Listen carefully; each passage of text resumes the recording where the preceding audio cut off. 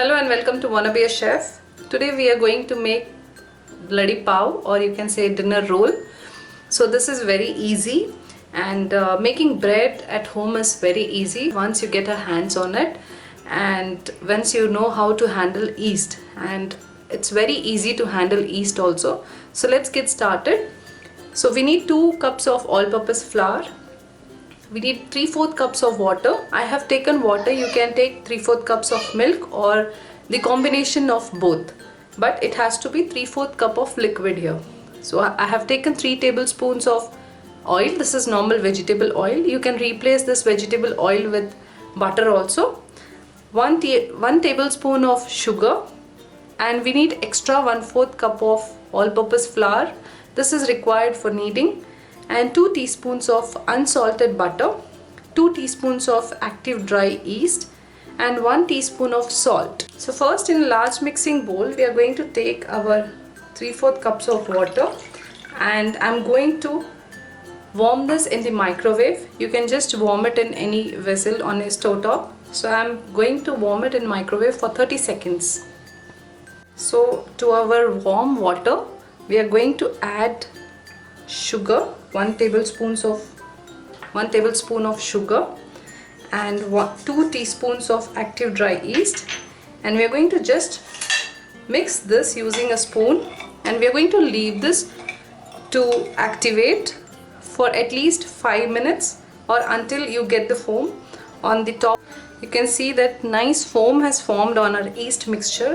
So next step, what we are going to do is we are going to take a flour and we are going to add the salt, and we're just going to give a mix, and we are going to add half of the flour to our yeast mixture. So I'm adding half of the flour to our yeast mixture, and I'm going to use a spoon and mix it. And now we are going to add rest of our flour, and we are going to mix it using a spoon first. Then we are going to use our hands, and to this we are going to add around 1 tablespoon of oil, and we are going to mix it. If you find it difficult to mix with the spoon, you can use hand at this point. So just give a nice mix until your dough comes together. So this is how it will look. Now at this point I will be using my hand. So knead using your hand for at least 5 minutes, and if required, take little flour at a time, like I can say a pinch of it, like this much of flour, and just throw it around the dough, and just use your hand and just punch it down so that the dough comes out or leaves the edges of the bowl. And you have to do this for at least 5 minutes. At this point you can still use little oil and just using your hands so that your dough doesn't stick more to the bowl. Just knead the dough very well and knead it until you get a very soft dough. Once you knead the dough very well, it will start losing the edges and you'll get a very smooth dough. So that is the science behind the yeast or the breads. You have to knead it really well. I have been kneading my dough for at least 5 minutes now, or more than 5 minutes, I don't remember exactly, but my dough has nice and smooth texture now. So now I'm going to make the surface neat or clean or soft enough, and I'm going to put it like this, and I'm going to take little oil in my hand, and I'm just going to put little oil on the dough so that it doesn't rise up, and I'm going to let this brew for at least 1 hour or until it doubles in size. You can see that our dough has doubled in size. So now we are going to punch it, and you can see the threads here. So that means our dough has brewed really well. So now we are going to knead a little. Take little oil in your hands and just loosen or take out from the edges of the bowl, and just knead a little. I'm taking a square pan here. To this I'm going to add little oil, and we are going to grease it with the oil really well so that our pav doesn't stick to the pan.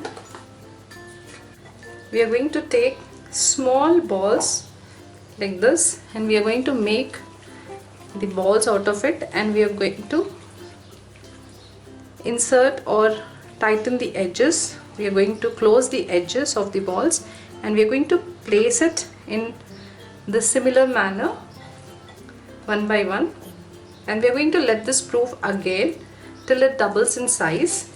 I have evenly distributed my dough here in 9 pav. So we are going to let this proof until it doubles in size again. So we are going to cover this with the cling wrap, or you can just put a wet towel, that is a damp towel on this, kitchen towel I can say, and we are going to proof this until it doubles.